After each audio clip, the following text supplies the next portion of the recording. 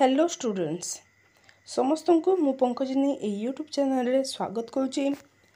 पिला माने वर्तमान आम यूनिट 3 इतिहास अंतर्गत यूनिट 3 रो समस्त 2 एवं 3 मार्क्स क्वेश्चन गुड़िक डिस्कसन करवा एवं जो क्वेश्चन रो इम्पोर्टेंस अधिक थिबो ताकू मु मोस्ट इम्पोर्टेंट कहीकि पॉइंट आउट करी तुम ताकू आउ थरे देखि नबो। ओके ठीक अछि, चलो आरंभ करवा। प्रथम क्वेश्चन टी होची सूफीवाद कौन। सूफीवाद कौन रे? सूफी मत अनुसार सूफी मतवाद प्रेम उपरे प्रतिष्ठित एवं एकेश्वरवाद उपरे यह विश्वास करे। एकेश्वरवाद उपरे यह विश्वास करे। ओके, ईश्वर ही शाश्वत एवं चिर मंगलमय। सूफीवाद मुख्यतः कुरान और मोहम्मद कर बाणी उपरे प्रतिष्ठित थिला एवं यह प्रेम उपरे एवं एकेश्वरवाद उपरे विश्वास करता है। ठीक अच्छे, एतिकी पॉइंट मन रख, सबकि मन रखा आवश्यकता नुह। सूफी धर्मर प्रधान नीति कौन?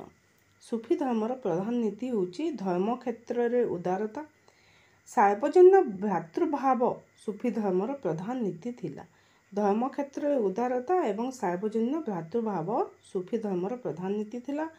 एही धर्म प्रचारक माने सूफी धर्म प्रचारक माने दया, स्नेह, भ्रातृभाव उपरे विशेष गुरुत्व देवा संगे संगे से संबंध में जनसाधारण को शिक्षा मध्य देउथिले। ओके, सूफी शब्द क्यों आसीची? सूफी शब्दर उत्पत्ति यार अर्थ कौन? यह सूफियारू आसीची। ओके, सूफिया यार अर्थ कौन? सूफ बा उल वस्त्र निर्माणर एक सामग्री। यहाँ जी परिधान करथांती ताको कौन कहा जाए? ताको सूफी बोली कहा जाए। ओके, देन ख्वाजा मोइनुद्दीन चिश्ती किए? से थिले दलित और असहाय लोकंकु सेवारे तांकर समय अतिबाहित करथिले। से दलित एवं असहाय लोकंकर सेवा बा मानव सेवा को से उत्कृष्टतर ईश्वर सेवा बोली कहूथिले। ओके, से कोठारे जन्मग्रहण करथिले? सिजिस्तान रे जन्मग्रहण करथिले। 1141 ख्रीष्टाब्द रे सिजिस्तान रे जन्मग्रहण करथिले एवं तांकर मृत्यु 1234 ख्रीष्टाब्द रे होइथिला। ओके, देन इस्लाम धर्म आ गोटे क्वेश्चन छाड़ी देथिल। इस्लाम धर्मर केउ नीति हिंदू संत एवं धर्म प्रचारक मानक प्रभावित करथिला? इस्लाम धर्म कहा उपरे पर्यवेसित थिला? ये सूफीवाद। ओके, इस्लाम धर्म एकेश्वरवाद और सार्वजन्य भ्रातृभाव उपरे पर्यवेसित थिला। तो यही दुई चिंताधारा कौन हिंदू संत एवं धर्म प्रचारक मानक विशेष भाव में प्रभावित करथिला। नेक्स्ट क्वेश्चन, शेख निजामुद्दीन औलिया किए? इम्पोर्टेंट क्वेश्चन गुड़िक जहाँ को आम डिस्कसन कर देखिबो एवं जहाँ मोस्ट इम्पोर्टेंट थी ताकू मु पॉइंट आउट करदेवी। शेख निजामुद्दीन औलिया किए थिले? से 1236 ख्रीष्टाब्द रे बादाउन ठारे जन्मग्रहण करथिले। सूफी संत बाबा फरीदकर से थिले प्रिय शिष्य। सूफी संत बाबा फरीदकर प्रिय शिष्य थिले निजामुद्दीन औलिया एवं से कौन कहते? मानव जाति प्रति प्रेम ईश्वरंकर प्रेम बोली, मानव जाति प्रति प्रेम करवा ईश्वरंकर प्रेम बोली से वार्ता दौथिले एवं सांसारिक आसक्ति मुक्ति लाभ करने से बुझाउथिले। ता सहित ईश्वरंक प्रिय तांकु ईश्वरक प्रिय नाम रे आख्या दिया। काहाकू ईश्वरंक प्रिय नाम रे आख्या दिया? शेख निजामुद्दीन औलिया को। ओके, निम्बार्क किए? से कहीं प्रसिद्ध? से थिले निम्बार्क किए? से थिले किए? रामानुज को परे निम्बार्क थिले भक्ति मार्गर अन्यतम पुरोधा। भक्ति मार्ग से राधाकृष्ण को पूजा करथिले। ठीक अच्छे, से राधाकृष्ण को निम्बार्क किए थिले और से कहीं प्रसिद्ध? से भक्ति मार्ग। रामानुज को परे से थिले भक्ति मार्गर अन्य एक पुरोधा। राधाकृष्ण को से पूजा करथिले। निर्बाक सर्वमय भगवान को निकट रे आत्मसमर्पण करबा पई उपदेश दउथिले। ठीक अच्छे, देन केउ शिष्य सहित भ्रमण करी नानक तांकर बाणी प्रचार करथिले? से शिष्यंक नाम कौन? नानकंक प्रचार माध्यम कौन थिला? से केउं शिष्यଙ୍କ ସହିତ ତାଙ୍କର ଧର୍ମ ପ୍ରଚାର ବା ତାଙ୍କର ବାଣୀ ପ୍ରଚାର କରିଥିଲେ? ସେ ଥିଲା ମର୍ଦ୍ଦନାଙ୍କ ସହିତ। ସେ ସୁଲଳିତ କଣ୍ଠରେ ଭଜନ ଗାନ କରୁଥିବା ବେଳେ ତାଙ୍କ ଶିଷ୍ୟ ମର୍ଦ୍ଦନା ବାଦ୍ୟଯନ୍ତ୍ର ବଜାଇ ତାଙ୍କର ବାଣୀ ପ୍ରଚାର କରୁଥିଲେ। କିଭଳି ଭାବରେ ନାନକ ଏବଂ ତାଙ୍କର ଶିଷ୍ୟ ତାଙ୍କର ଧର୍ମ ପ୍ରଚାର କରୁଥିଲେ? ତାଙ୍କର ଶିଷ୍ୟର ନାମ ଥିଲା ମର୍ଦ୍ଦନା ଏବଂ ସେମାନେ ଉଭୟ ଭଜନ ଗାନ କରି ତାଙ୍କର ବାଣୀ ପ୍ରଚାର କରୁଥିଲେ ଏବଂ ନାନକ ଭଜନ ଗାନ କଲା ସମୟରେ ମର୍ଦ୍ଦନା ବାଦ୍ୟଯନ୍ତ୍ର ବଜାଉଥିଲେ। ଶ୍ରୀ ଚୈତନ୍ୟକୁ କିଏ କୃଷ୍ଣ ମନ୍ତ୍ର ପ୍ରଦାନ କଲେ? କିଏ କୃଷ୍ଣ ମନ୍ତ୍ର ପ୍ରଦାନ କରିଥିଲେ? ଈଶ୍ୱରପୁରୀ ନାମକ ଜଣେ ସନ୍ନ୍ୟାସୀ। ଦେନ୍ କେଉଁ ଦୁଇ ଜଣ ଭକ୍ତଙ୍କ ସହଯୋଗରେ ସେ ବାଣୀ ପ୍ରଚାର କଲେ? ସେ ଅଦ୍ୱୈତ ଓ ନିତ୍ୟାନନ୍ଦ ନାମକ। ସେ ଅଦ୍ୱୈତ ଓ ନିତ୍ୟାନନ୍ଦ। ଚୈତନ୍ୟ କାହାଠାରୁ କୃଷ୍ଣ ମନ୍ତ୍ର ପ୍ରଦାନ କିଏ କୃଷ୍ଣ ମନ୍ତ୍ର ପ୍ରଦାନ କରିଛନ୍ତି? ଶ୍ରୀକୃଷ୍ଣଙ୍କୁ ଈଶ୍ୱରପୁରୀ। ଏବଂ ଦୁଇ ଜଣ ଭକ୍ତ ତାଙ୍କ ସହିତ ଆଉ ଦୁଇ ଜଣ ଭକ୍ତ ଯିଏକି ତାଙ୍କ ସଙ୍ଗରେ ବାଣୀ ପ୍ରଚାର କରିଥିଲେ ଅଦ୍ୱୈତ ଏବଂ ନିତ୍ୟାନନ୍ଦ। ମୃତ୍ୟୁ ବେଳକୁ ସେ 1533 ଖ୍ରୀଷ୍ଟାବ୍ଦରେ ପୁରୀଠାରେ ଅବସ୍ଥାନ କରିଥିଲେ ଏବଂ ସେ ବୈଷ୍ଣବ ଧର୍ମର ପ୍ରଚାରକ ଥିଲେ। ଶିଖ ଧର୍ମର ପ୍ରତିଷ୍ଠାତା କିଏ ଥିଲେ? ସେ କେଉଁଠାରେ ଜନ୍ମଗ୍ରହଣ କରିଥିଲେ? ଶିଖ ଧର୍ମର ପ୍ରତିଷ୍ଠାତା ଗୁରୁ ନାନକ ଥିଲେ ଏବଂ ସେ 1469 ଖ୍ରୀଷ୍ଟାବ୍ଦରେ ଲାହୋର ନିକଟବର୍ତ୍ତୀ ତାଲୱନ୍ଦି ଗ୍ରାମରେ ଜନ୍ମଗ୍ରହଣ କରିଥିଲେ। ଠିକ୍ ଅଛି। ଚୈତନ୍ୟ ପିଲାଦିନେ କେଉଁ କେଉଁ ନାମରେ ନାମିତ ଥିଲେ? ଶ୍ରୀ ଚୈତନ୍ୟ ବିଶ୍ୱମ୍ଭର ଓ ନିମାଇ ନାମରେ ପରିଚିତ ଥିଲେ। ତାଙ୍କର ପିତାଙ୍କ ନାମ ଥିଲା ଜଗନ୍ନାଥ ମିଶ୍ର ଏବଂ ମାତାଙ୍କ ନାମ ଥିଲା ସଚୀ ଦେବୀ। ବଲ୍ଲଭାଚାର୍ଯ୍ୟ, ଏଇ ସବୁ ଇମ୍ପୋର୍ଟାଣ୍ଟ କ୍ୱେଶ୍ଚନ୍। ଓକେ, ଚୈତନ୍ୟଙ୍କ ପିଲାଦିନେ କେଉଁ ନାମ ଥିଲା? ଦେନ୍ ଶିଖ ଧର୍ମର ପ୍ରତିଷ୍ଠାତା କିଏ? ସେ କେଉଁଠାରେ ଜନ୍ମଗ୍ରହଣ କରିଥିଲେ? ଈଶ୍ୱରପୁରୀ। ଠିକ୍ ଅଛି, ଏସବୁ ଇମ୍ପୋର୍ଟାଣ୍ଟ କ୍ୱେଶ୍ଚନ୍। ଶ୍ରୀ ଚୈତନ୍ୟକୁ କିଏ କୃଷ୍ଣ ମନ୍ତ୍ର ପ୍ରଦାନ କରିଥିଲେ? ତାଙ୍କ ଦୁଇ ଜଣ ସହଯୋଗୀଙ୍କର ନାମ କୁହ। ଓକେ, ବଲ୍ଲଭାଚାର୍ଯ୍ୟ କେଉଁଠାରେ? Important question. କେଉଁଠାରେ ଜନ୍ମଗ୍ରହଣ କରିଥିଲେ? ସେ କେଉଁ ଦେବତାଙ୍କ ଭକ୍ତ ରୂପେ ଖ୍ୟାତ? ପ୍ରଥମେ ସେ କେଉଁ ରାଜାଙ୍କ ପୃଷ୍ଠପୋଷକତା ଲାଭ କରିଥିଲେ? ବଲ୍ଲଭାଚାର୍ଯ୍ୟ ଥିଲେ ଗୋଟେ ବ୍ରାହ୍ମଣ ପରିବାରରେ ସେ ଜନ୍ମଗ୍ରହଣ କରିଥିଲେ 1479 ଖ୍ରୀଷ୍ଟାବ୍ଦରେ।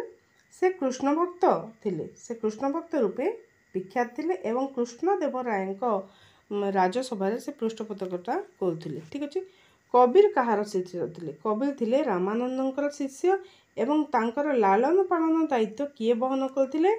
ଥିଲେ ମୁସଲମାନ ତନ୍ତୀ ନିରୁ ଏବଂ ତାଙ୍କ ପତ୍ନୀ ନିମା। Most important question. କବୀରଙ୍କ ବିଷୟରେ କ୍ୱେଶ୍ଚନ୍ ଆସିଥାଏ ଏବଂ ଏହିପରି ଭାବରେ ସର୍ଟ କ୍ୱେଶ୍ଚନ୍ ହିଁ ଆସିବ। ଛୋଟ ଛୋଟ କ୍ୱେଶ୍ଚନ୍ ଦୁଇଟି କ୍ୱେଶ୍ଚନ୍କୁ ଗୋଟିଏ କ୍ୱେଶ୍ଚନ୍ କରିକି ତୁମର କ୍ୱେଶ୍ଚନ୍ ଆସିଥାଏ। ଭାରତରେ କେଉଁ ସୁଫି ସମ୍ପ୍ରଦାୟ ଗୁଡ଼ିକ ବିକାଶ ଲାଭ କରିଥିଲା? କିଏ ଚିସ୍ତି ସମ୍ପ୍ରଦାୟର ଶେଷ ବିଖ୍ୟାତ ସନ୍ଥ ଥିଲେ?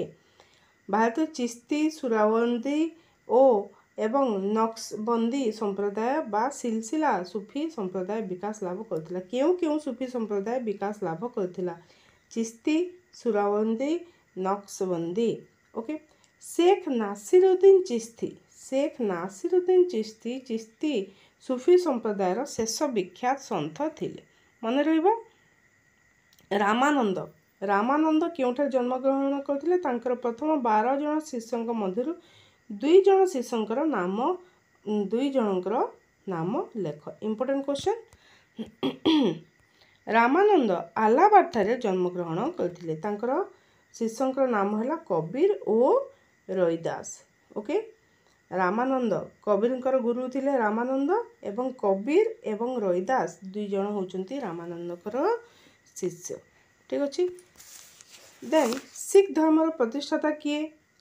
ଶିଖ ଗୁରୁ ଅର୍ଜୁନ ସିଂଙ୍କୁ କିଏ କାହିଁକି ହତ୍ୟା କରିଥିଲେ? ଶିଖ ଧର୍ମର ପ୍ରତିଷ୍ଠାତା ଗୁରୁ ନାନକ ଏବଂ ଦେଶଦ୍ରୋହ ଅପରାଧରେ ଔରଙ୍ଗଜେବ କିଏ ହତ୍ୟା କରିଥିଲେ? ଓକେ, କିଏ ହତ୍ୟା କରିଥିଲେ? ଶିଖ ଗୁରୁ ଅର୍ଜୁନ ସିଂଙ୍କୁ କିଏ ହତ୍ୟା କରିଥିଲେ? ଔରଙ୍ଗଜେବ। ଠିକ୍ ଅଛି। କେବେ ଓ କିଏ କେଉଁଠାରେ ମୋତି ମସଜିଦ୍ ନିର୍ମାଣ କରିଥିଲେ? Important question. ମୋତି ମସଜିଦ୍। ଦିଲ୍ଲୀର ଲାଲକିଲ୍ଲା ମଧ୍ୟରେ ଔରଙ୍ଗଜେବ ମୋତି ମସଜିଦ୍ ନିର୍ମାଣ କରିଥିଲେ। କେଉଁଠାରେ? मोती मस्जिद निर्माण होता दिल्लीर लालकिला मध्य केबे 1662 ख्रीष्टाब्द यह सम्राटकर ओ मोगल रमणी मानकर व्यवहार पाई निर्मित होता। कहीं निर्मित होता सम्राटकर महाराजकर एवं तांकर रमणी मानकर व्यवहार पाई मोगल रमणी मानकर व्यवहार पाई यह निर्मित होता। काहाकू गौरांग महाप्रभु कहा जाउछि? ओके, श्री चैतन्य को गौरांग महाप्रभु रूपे पूजा करा जाए। से भक्ति आंदोलन रे क्यों धर्म मतर प्रवक्ता? से थिले कौन? वैष्णव धर्म मतर प्रवक्ता। तुलसी दास क्यों ठाकुर को पूजा करते? राम को। तीनोटी क्वेश्चन को गोटे कर दिखाई, तुमको दुईटी क्वेश्चन को गोटे करके क्वेश्चन पचरा जीवो 2 मार्क्स। ओके, बर्तमान देख केतोटी 3 मार्किया क्वेश्चन मध्य आमे डिस्कशन करिबा। कौन? श्री चैतन्य केतोटी 3टी बाणी उल्लेख कर। श्री चैतन्य मुख्यतः कौन थिले? कृष्ण प्रेम और भक्ति उपरे आधारित थिला। तांकर 3टी नीतिबाणी हला। से कीर्तन उपरे अपरिसीम गुरुत्व देउथिले। ओके, कृष्ण को पूजा और गुरु सेवा कले माया जालरू मुक्त होई पारिबो बोली तांकर नीतिबाणी रे से कहिदिले। प्रेम भक्ति उपरे अधिक गुरुत्व सह आत्मसमर्पण से भक्ति प्रेम भक्ति रूपे आत्मसमर्पण से करथिले। कीर्तन उपरे अपरिसीम गुरुत्व, कृष्ण को पूजा और गुरु सेवा कले माया जालरू मुक्त होई पारिबो बोली तांकर मत थिला। प्रेम भक्ति उपरे अधिक गुरुत्व सह आत्मसमर्पण करबा पई से कहूथिले। Okay, next question. दिल्ली रे सुल्तानी राजत्व केबे चलीथिला एवं केउं वंशर सुल्तान माने शासन करथिले? सुल्तानी राजत्व केते पीरियड थिला? 1206 रु 1526 मध्य दिल्ली रे सुल्तानी राजत्व चलीथिला। दास वंश, खिलजी वंश, तुगलक वंश, सैयद और लोदी वंशर सुल्तान माने शासन करथिले। ना मन रखिथबो क्यों क्यों वंशर सुल्तान माने शासन करथिले दुईटी लेख। ओके, इस्लाम धर्मर 3टी आदर्श कौन? इस्लाम धर्म महापुरुष मोहम्मद को द्वारा प्रतिष्ठित। यार आदर्श थिला कुरान, धर्मगुरु, खलीफा एवं मिलत बा इस्लाम भ्रातृत्व। इंपोर्टेंट क्वेश्चन नेक्स्ट अछि अमीर उल मोमिन की पिला माने ए जो क्वेश्चन डिस्कशन करछि 2 मार्क्स थिले 2 मार्क्स मु कहबी 3 मार्क्स पई मु जदी सिलेक्ट करिछि ताको 3 मार्क्स पई मु तुमको इंडिकेट कर देबी। ओके, सेति पई संपूर्ण वीडियोटी देख। अमीर उल मोमिन किए थिले? अमीर उल मोमिन इस्लामीय सार्वभौमत्व अनुसार मुसलमान जगतर सर्वोच्च शासनकर्ता होचंती खलीफा।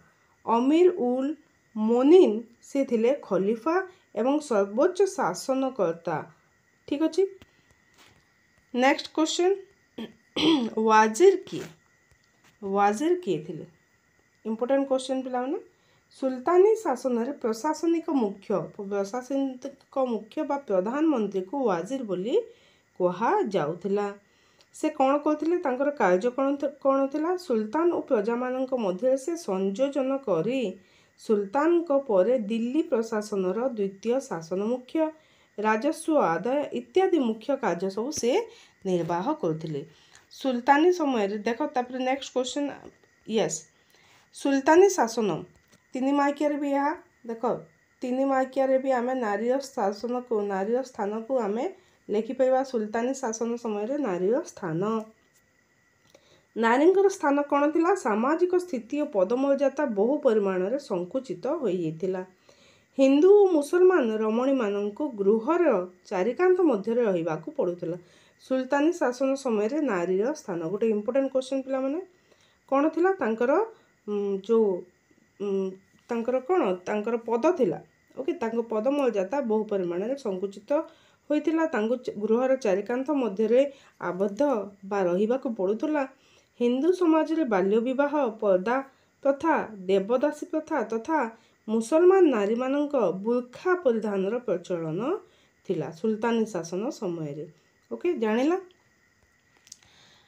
ମୋଗଲ ଶାସନ ଭାରତରେ କେବେ ଓ କିପରି ପ୍ରତିଷ୍ଠିତ ହୋଇଥିଲା? ଇମ୍ପୋର୍ଟାଣ୍ଟ କ୍ୱେଶ୍ଚନ୍, ଏତେ ଇମ୍ପୋର୍ଟାଣ୍ଟ ନୁହଁ କିନ୍ତୁ ତୁମେ ଜାଣିଥାଅ ଭାରତରେ ମୋଗଲ ଶାସନ କେବେ ହେଇଥିଲା ଏବଂ କାହା ଦ୍ୱାରା ହେଇଥିଲା। 1526 ଖ୍ରୀଷ୍ଟାବ୍ଦରେ ବାବରଙ୍କ ଦ୍ୱାରା ଏହା ପ୍ରତିଷ୍ଠିତ ହୋଇଥିଲା। ସମ୍ରାଟ ବାବର ସୁଲତାନୀ ଶାସନର ଅବସାନ ଘଟାଇ ସୁଲତାନୀ ଶାସନର ଅବସାନ କିଏ ଘଟାଇଥିଲେ? ଏଇ କ୍ୱେଶ୍ଚନ୍ ବି ଆସିପାରେ। ତାହେଲେ ବାବର ହେଲା ଏବଂ ମୋଗଲ ଶାସନର ମୂଳଦୁଆ ସେ ପକାଇଥିଲେ। ନେକ୍ସଟ କ୍ୱେଶ୍ଚନ୍, ଚିହ୍ଲମ କ'ଣ? ଚିହ୍ଲମ କ'ଣ? ଚିହ୍ଲମ ହେଉଛି ମୋଗଲ ଯୁଗରେ ମୁସଲମାନ ମାନେ ଅନେକ ସାମାଜିକ ଚଳଣି ସହ ସମ୍ପୃକ୍ତ ଥିଲେ। ପରିବାରରେ କୌଣସି ବ୍ୟକ୍ତିର ମୃତ୍ୟୁ ପରେ ସେମାନେ ଏକ ପ୍ରଥାର ପାଳନ କରୁଥିଲେ। ଏହି ପ୍ରଥାକୁ ଚିହ୍ଲମ କୁହାଯାଏ। ପରିବାର ଯଦି ମୁସଲମାନ ମାନେ କ'ଣ ସେମାନେ ହେଉଛି ଗୋଟେ ପ୍ରଥା ପ୍ରଚଳନ କରୁଥିଲେ, ପ୍ରଥାର ପାଳନ କରୁଥିଲେ। ସେ କ'ଣ ଥିଲା, ପରିବାରରେ ଯଦି କୌଣସି ବ୍ୟକ୍ତିର ମୃତ୍ୟୁ ହେଇଯାଉଛି, ମୃତ୍ୟୁ ପରେ ସେମାନେ ଏକ ପ୍ରଥାର ପାଳନ କରୁଥିଲେ, ତାହା ହେଉଛି ଚିହ୍ଲମ। ସେ ପ୍ରଥାକୁ କୁହାଯାଉଛି ଚିହ୍ଲମ। ଠିକ୍ ଅଛି। ଦେନ୍ ଦିନ୍ ଇ ଇଲାହି କ'ଣ? ଦିନ୍ ଇ ଇଲାହି ତୁମର 3 ମାର୍କସରେ ବି ଆସିଥାଏ ପିଲାମାନେ, ମୋଷ୍ଟ ଇମ୍ପୋର୍ଟାଣ୍ଟ କ୍ୱେଶ୍ଚନ୍। ଦିନ୍ ଇ ଇଲାହି ମୋଗଲ ଯୁଗରେ ଏକ ସ୍ୱତନ୍ତ୍ର ମତବାଦ ଥିଲା। ଏହାର ପ୍ରବକ୍ତା ଥିଲେ କିଏ? ମହାନୁଭବ ତୃତୀୟ ମୋଗଲ ସମ୍ରାଟ ଆକବର। ଦିନ୍ ଇ ଇଲାହି କିଏ ଥିଲେ? ତାର ପ୍ରବକ୍ତା ଆକବର ଥିଲେ।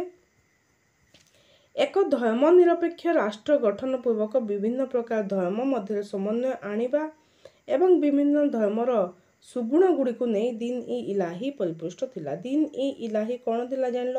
ମୋଗଲ ସମ୍ରାଟ ଆକବର ଏହାର ପ୍ରବକ୍ତା ଥିଲେ ଏବଂ ଏହା ଏକ ସ୍ୱତନ୍ତ୍ର ମତବାଦ ଥିଲା। ଏହା କାହିଁକି ଗଠନ ହୋଇଥିଲା ବା ଏହାର ମୁଖ୍ୟ ଲକ୍ଷ୍ୟ ଥିଲା ବିଭିନ୍ନ ପ୍ରକାର ଧର୍ମ ଉପରେ ଏକ ସମନ୍ୱୟ ଆଣିବା ଏବଂ ସବୁ ଧର୍ମର ସୁଗୁଣ ଗୁଡ଼ିକୁ ନେଇ ଦିନ୍ ଇ ଇଲାହି ତିଆରି ହୋଇଥିଲା।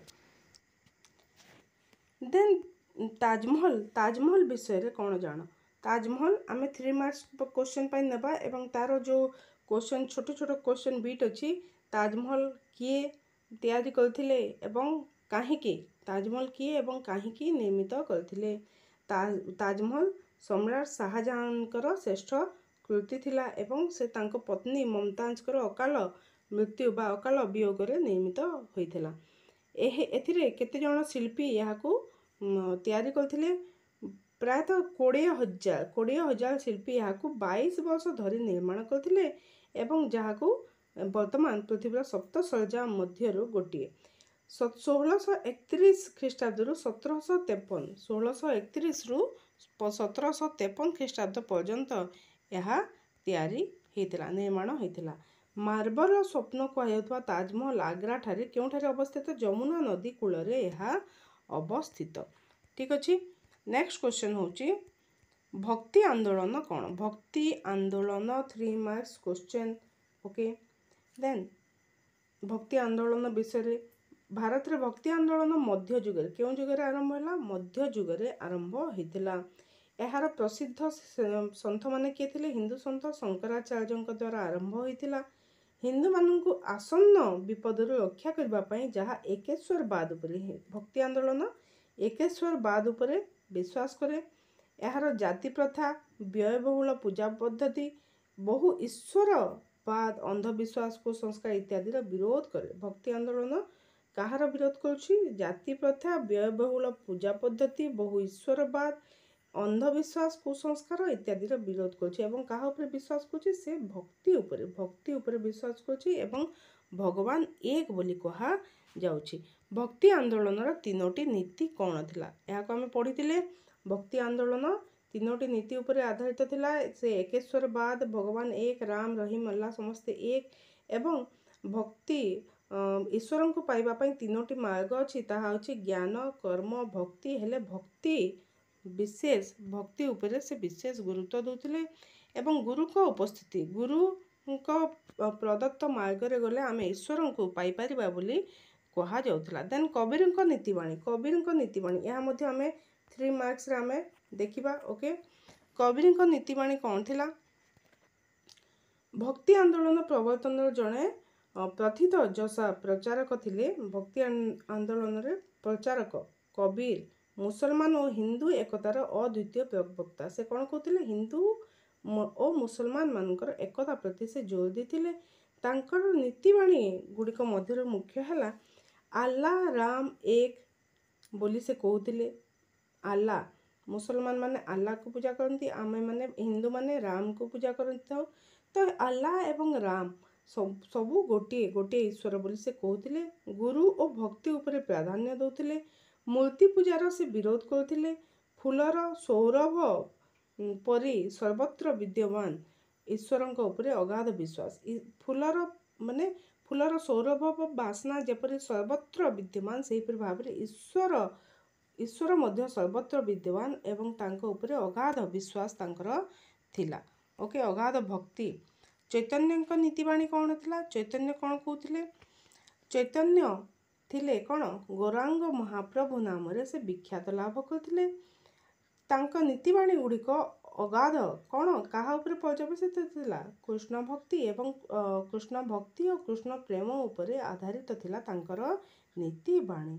कीर्तन उपरे से गुरुत्व दौले। राधा कृष्ण तत्वर व्याख्या, आत्मसमर्पण, समाज संस्कार इत्यादि तांकर नीतिवाणी थिला। Next important question Alberuni. Alberuni विषय रे निश्चित भाव में क्वेश्चन आसी थाए। आल्बेरुनी किए तांकर पूरा नाम कौन? आल्बेरुनी किए रे? आल्बेरुनी होचंती जणे उज्बेकिस्तान परिव्राजक। तांकर पूरा ना थिला मोहम्मद इबन अहमद आबू रायान आल्बेरुनी। तांकर पूरा ना को मन रखिबो, बहुत लंबा नाटी। मोहम्मद इबन अहमद अबू रायान आल्बेरुनी थिला। से उज्बेकिस्तान खारिकम ठारे 973 ख्रीष्टाब्द जन्म ग्रहण करथिले। से कौन लिखिथिले? से कौन कि पुस्तक लिखिथिले? से किताब उल हिंद लिखिथिले एवं ताहा आरबी भाषा रे लिखिथिले। ठीक अछि, ताहा आरबी भाषा रे थिला। आल्बेरुनी भारत रे केते वर्ष रहिथिले? आल्बेरुनी केते वर्ष रहिथिले एवं से कौन करथिले? 13 वर्ष काल से भारत रे रहिथिले एवं भारतीय ग्रंथ को आरबी भाषा रे अनुवाद करथिले। तांको अभिज्ञता को से भारतीय ग्रंथ को आरबी भाषा रे अनुवाद करथिले एवं तांको अभिज्ञता को किताब उल हिंद नामक ग्रंथ रे से उल्लेख करथिले। Okay, next question Ibn Battuta किए? इबन बतूता किए? इंपोर्टेंट क्वेश्चन पिला माने। इबन बतूता को पूरा ना कौन थिला? से थिले जणे परिव्राजक, भारत भ्रमण पाई से आसीथिले। तांको पूरा ना थिला आबू अब्दुल्ला मोहम्मद अल लावती अल ताजी इबन बतूता। अबू अब्दुल्ला मोहम्मद अल लावती अल तांजी इबन बतूता। रिहिला कौन? रिहिला होची इंपोर्टेंट क्वेश्चन पिला माने। रिहिला कौन? रिहिला थिला इबन बतूता द्वारा लिखित तांकर भ्रमण वृत्तांत रिहिला रे रहिथिला। इबन बतूता तांकर भ्रमण वृत्तांत रिहिला रे लिखिथिले। 14 वर्ष से भारत रे 14 वर्ष अवस्थान करथिले। तहिरु 8 वर्ष केवल दिल्ली रे से अवस्थान करथिले। तांको भारत भ्रमणर अभिज्ञता और अनुभूति को से आरबी भाषा रे एक ग्रंथ आकार रे 1355 ख्रीष्टाब्द रे लिखिथिले एवं ताको कोन तांको से भ्रमण वृत्तांत रिहिला रे ताको स्थान देथिले बा रिहिला होची कोन तांकर भ्रमण वृत्तांत कहिले ठीक हबो। फ्रांकेस बर्नियर किए थिले? फ्रांकेस बर्नियर मध्ययुगीय मोगल सम्राट को इंपोर्टेंट क्वेश्चन पिला माने। फ्रांकेस बर्नियर थिले मध्ययुग रे मोगल सम्राट शाहजहां को शासन समय रे परिव्राजक। ओके, भारत परिव्राजक, भारत को भ्रमण करबा पई आसीथिले फ्रांकेस बर्नियर। कहा समय रे? सम्राट शाहजहां को समय रे। से थिले जणे डॉक्टर, मात्र तांकठारे जणे ऐतिहासिक तथा दार्शनिकर समस्त लक्षण थिला। फरासी से क्यों परिव्राजक थिले? फरासी परिव्राजक बर्नियर 1620 ख्रीष्टाब्द रे सेप्टेम्बर 26 तारिख रे फ्रांस रो गोडान निकटस्थ जो अंचल रे जन्म ग्रहण करथिले। जन्म एतिकी इंपोर्टेंट नुह, किंतु फ्रांकेस बर्नियर किए थिले एवं क्यों सम्राट को समय रे से भारत को आसीथिले। ठीक अछि, तांकर भ्रमण वृत्तांत कौन थिला एवं से क्यों पुस्तक रे फ्रांकेस बर्नियर ତାଙ୍କର ଭ୍ରମଣ ବୃତ୍ତାନ୍ତ କେଉଁ ପୁସ୍ତକରେ ଲେଖିଥିଲେ? ଫ୍ରାଙ୍କେସ୍ଙ୍କ ଭ୍ରମଣ ଓ ମୋଗଲ ବୃତ୍ତାନ୍ତ ପୁସ୍ତକରେ ସେ ଲେଖିଥିଲେ। ସେଥିରେ କ'ଣ ଲେଖିଥିଲେ? ଭାରତରେ ସୁରତ, ଅହମ୍ମଦାବାଦ, ଆଗ୍ରା, କାଶ୍ମୀର, ବଙ୍ଗ, ମାଛଲିପାଟଣା, ଗୁଲକୁଣ୍ଡା ଇତ୍ୟାଦି ସ୍ଥାନ ଭ୍ରମଣ କରିଥିଲେ ଏବଂ ସେହି ଭ୍ରମଣ ବୃତ୍ତାନ୍ତକୁ ତାଙ୍କର ପୁସ୍ତକ ଫ୍ରାଙ୍କେସ୍ଙ୍କ ଭ୍ରମଣ ଓ ମୋଗଲ ବୃତ୍ତାନ୍ତରେ ଲେଖିଥିଲେ। ଠିକ୍ ଅଛି। କେବେ ଆସିଥିଲେ ସେ? ଭାରତ ଭ୍ରମଣରେ 1656 ଖ୍ରୀଷ୍ଟାବ୍ଦରେ ଆସିଥିଲେ ଏବଂ 12 ବର୍ଷ କାଳ ସେ ଭାରତରେ ରହିଥିଲେ। ନେକ୍ସଟ ଇମ୍ପୋର୍ଟାଣ୍ଟ କ୍ୱେଶ୍ଚନ୍ ହେଉଛି ଫର୍ ଇ ଇଜାହିର ଅର୍ଥ କ'ଣ? ଫର୍ ଇ ଇଜାହିର ଅର୍ଥ ହେଉଛି ଦେବୀ ଶକ୍ତି ବା ଈଶ୍ୱରଙ୍କ ବଂଶଧର ଓ ଈଶ୍ୱରଙ୍କ ଆଲୋକ। ମୋଗଲ ସମ୍ରାଟ ବା ବାଦଶାହ ଶାହାନାବାଦ ନିଜକୁ ଏହି ପଦବୀରେ ଭୂଷିତ କରି ଶାସକ ହେବା ପାଇଁ ପ୍ରେରିତ ବୋଲି ପରିବେଶ ସୃଷ୍ଟି କରିଥିଲେ। ସେ କ'ଣ? ଫର୍ ହି ଇଜାହିର ଅର୍ଥ କ'ଣ? ଦେବୀ ଶକ୍ତି ବା ଈଶ୍ୱରଙ୍କ ବଂଶଧର, ମାନେ ସେ ଈଶ୍ୱରଙ୍କ ବଂଶଧର ବୋଲି ପ୍ରଚାର କରିଥିଲେ। ଈଶ୍ୱରଙ୍କ ପ୍ରଚାରକ କିଏ? ସମ୍ରାଟ, ମୋଗଲ ସମ୍ରାଟ ବା ବାଦଶାହ ନିଜକୁ ଏହି ପଦବୀରେ ଭୂଷିତ କରି ଶାସକ ହେବା ପାଇଁ ସେ ଗୋଟେ ପରିବେଶ ସୃଷ୍ଟି କରିଥିଲେ, ଯାହାକି ଫର୍ ଇ ଇଜାହି। ଓକେ। ଅଲଭାୟ ଭକ୍ତମାନେ କେଉଁ ଦେବତାଙ୍କୁ ପୂଜା କରୁଥିଲେ? ଅଲାଭୟ ଭକ୍ତମାନେ କେଉଁ ଦେବତାଙ୍କୁ ପୂଜା କରୁଥିଲେ? ଷଷ୍ଠ ଶତାବ୍ଦୀର ଦକ୍ଷିଣ ଭାରତରେ ଅନେକ ବିଷ୍ଣୁ ଭକ୍ତ ଥିଲେ, ସେମାନେ ଅଲାଭର ଭକ୍ତ ନାମରେ ପରିଚିତ ଥିଲେ। ଓକେ। ନୟନାର ଭକ୍ତମାନେ କେଉଁ ଦେବତାଙ୍କୁ ପୂଜା କରୁଥିଲେ? ତୁମେ ଜାଣିଥାଅ, ନାଁ ଗୁଡ଼ିକ ଜାଣିଥାଅ। ସେମାନେ ଭଗବାନ ଶିବଙ୍କୁ ପୂଜା କରୁଥିଲେ ଏବଂ ସେମାନେ କେଉଁଠାରେ ଥିଲେ? ଷଷ୍ଠ ଶତାବ୍ଦୀର ଦକ୍ଷିଣ ଭାରତରେ ଅନେକ ଶୈବ ଉପାସକ ଶିବଙ୍କର ଉପାସକ ଥିଲେ ଏବଂ ସେମାନେ ଶିବଙ୍କୁ ପୂଜା କରୁଥିଲେ। ଠିକ୍ ଅଛି। କେଉଁ ଅଲାଭ ସ୍ୱାଧ୍ୱୀ କବିଙ୍କ ରଚନା ବିସ୍ତୃତ ଭାବରେ ଗାନ କରାଯାଏ? କେଉଁ ଅଲାଭ ସାଧ୍ୱୀ? ଅଲାଭ ମାନେ ବିଷ୍ଣୁ ଭକ୍ତ, ସେମାନଙ୍କ ମଧ୍ୟରୁ ଅଲାଭ କବି ସାଧ୍ୱୀ ଆଣ୍ଡାଲଙ୍କ ରଚନା ବିସ୍ତୃତ ଭାବରେ ଆଣ୍ଡାଲ କିଏ ଥିଲେ ଏବଂ ସେ କ'ଣ ପ୍ରଚାର କରୁଥିଲେ? এই କୋଶ୍ଚିନ୍ ବି ଆସିପାରେ। ଲିଙ୍ଗାୟତ ପରମ୍ପରା କ'ଣ? ଲିଙ୍ଗାୟତ ପରମ୍ପରା କ'ଣ? ବୀରଶୈବ ବା ଲିଙ୍ଗାୟତ ପରମ୍ପରା ହେଉଛି ଦ୍ୱାଦଶ ଶତାବ୍ଦୀରେ ବୀରଶୈବ ବା ଲିଙ୍ଗାୟତ ପରମ୍ପରା ସୃଷ୍ଟି ହୋଇଥିଲା। କର୍ଣ୍ଣାଟକରେ ବାସୱାନ ନାମକ ଜଣେ ବ୍ରାହ୍ମଣଙ୍କ ନେତୃତ୍ୱରେ ଏହା ସୃଷ୍ଟି ହୋଇଥିଲା। ଗିବାନ ଶବ୍ଦ କେଉଁ ଭାଷାରୁ ଆନିତ? ଏହାର ବିଶେଷତ୍ୱ କ'ଣ? ଗିବାନ ଶବ୍ଦ ସଂସ୍କୃତ ଶବ୍ଦରୁ ଆନିତ। ସିହା ସମ୍ପ୍ରଦାୟର ଏକ ଗୋଷ୍ଠୀ ଇସଲାମ ଧର୍ମଗ୍ରନ୍ଥ କୋରାନରୁ ଆନିତ ଆଲ୍ଲାହଙ୍କୁ ଆରାଧନା ପାଇଁ ଦେଶୀୟ ସାହିତ୍ୟିକ ରୀତିରେ ଗିବାନରେ ଆଧ୍ୟାତ୍ମିକ ପଦ୍ୟ ରଚନା କରିଥିଲେ। କାହାକୁ ଆରାଧନା ପାଇଁ? ଆଲ୍ଲାହଙ୍କୁ ଆରାଧନା ପାଇଁ। ଏହାର ବିଶେଷତ୍ୱ କ'ଣ ଥିଲା? ଇସଲାମ ଧର୍ମଗ୍ରନ୍ଥ କୋରାନରୁ ଉଦ୍ଧାରିତ ଆଲ୍ଲାହଙ୍କୁ ଆରାଧନା ପାଇଁ ଦେଶୀୟ ସାହିତ୍ୟିକ ରୀତିରେ ଗିବାନରେ ଆଧ୍ୟାତ୍ମିକ ପଦ୍ୟ ରଚନା କରିଥିଲେ। ଠିକ୍ ଅଛି ପିଲାମାନେ, ଏସବୁ ଗୁଡ଼ାକ ଥିଲା ତୁମର 2 ମାର୍କସ୍ ଏବଂ 3 ମାର୍କସ୍ କ୍ୱେଶ୍ଚନ୍। 3 ମାର୍କସ୍ କ୍ୱେଶ୍ଚନ୍ରେ ମୁଁ ତୁମକୁ କହିଦିଏ ଆହୁରି କ'ଣ କ'ଣ ଇମ୍ପୋର୍ଟାଣ୍ଟ କ୍ୱେଶ୍ଚନ୍ ଅଛି ତାକୁ ଟିକେ କନକ୍ଲୁଡ଼ କରିଦିଏ। 3 ମାର୍କିଆ କ୍ୱେଶ୍ଚନ୍ରେ କବୀର, ଗୁରୁ ନାନକ, ଶ୍ରୀ ଚୈତନ୍ୟଙ୍କ ଧର୍ମବାଣୀ, ସୁଫି ଆନ୍ଦୋଳନ, ଫ୍ରାଙ୍କେସ୍ ବର୍ନିୟର, ଇବନ ବତୁତା, ଦେନ୍ ଆଲବେରୁଣି। ଓକେ, ଏତିକି ତୁମେ ପଢ଼। ତାପରେ ଆଉ ଗୋଟେ ହେଉଛି କିତାବ ଉଲ୍ ହିନ୍ଦ। ଠିକ୍ ଅଛି, ଏତିକି ତୁମେ ପଢ଼ିଲେ ହେଇଗଲା। ଆଲବେରୁଣିଙ୍କ ବିଷୟରେ ଆମେ ଡିସ୍କସନ୍ କଲେ। ତୁମେ ଯଦି ଫ୍ରାଙ୍କେସ୍ ବର୍ନିୟର ହଉ, ଆଲବେରୁଣି ହଉ ବା ଗୁରୁ ନାନକ ହଉ, କବୀର ହଉ, ତୁମେ ଏ ବିଷୟରେ ଯଦି ଲେଖୁଛ ସେ କବୀର କିଏ ଥିଲେ, ତାଙ୍କର ଧର୍ମବାଣୀ କ'ଣ ଥିଲା, ସେ କେଉଁ ତାଙ୍କର ଧର୍ମ କାହା ଉପରେ ପର୍ଯ୍ୟବେସିତ ଥିଲା, ତାଙ୍କର ନୀତି ଗୁଡ଼ିକ, ଏତିକି ଲେଖ ଯଥେଷ୍ଟ। ଓକେ, ସେହିପରି ଭାବରେ ଗୁରୁ ନାନକ ମଧ୍ୟ ସେ କ'ଣ ଭକ୍ତି ଆନ୍ଦୋଳନର ଅନ୍ୟତମ ପ୍ରଚାରକ ଥିଲେ, କେବେ ଜନ୍ମଗ୍ରହଣ କରିଥିଲେ। ଓକେ, ଦେନ୍ ସେ କିଭଳି ଭାବରେ ତାଙ୍କର ଯେଉଁ ଭକ୍ତି ପ୍ରଚାର କରୁଥିଲେ, ଭକ୍ତି ସଙ୍ଗୀତ ଗାନ କରୁଥିଲେ, ତ ଏହାକୁ କ'ଣ କୁହାଯାଉଥିଲା? ରବାବ ନାମକ ବାଦ୍ୟଯନ୍ତ୍ର ସେ ୟୁଜ୍ କରୁଥିଲେ। ଏସବୁକୁ ତୁମେ ଲେଖିବ। ଓକେ ପିଲାମାନେ, ଭାବୁଛି ଭଲ ଭାବରେ ବୁଝିପାରିଥିବ। भिडियोटी भल लगी निश्चित भाव में लाइक टी कर निज सांग मानू यह शेयर कर पिलामाने तुम मानेकर स्नेह श्रद्धा पाई ही मु आउ थे वीडियो चैनल टी को आरंभ कली नचेत मु भावुली कि ना आउ करवानी बंद करदे पिलामान तो तांकर सोर्सेस अच्छी से पाई जाउछंती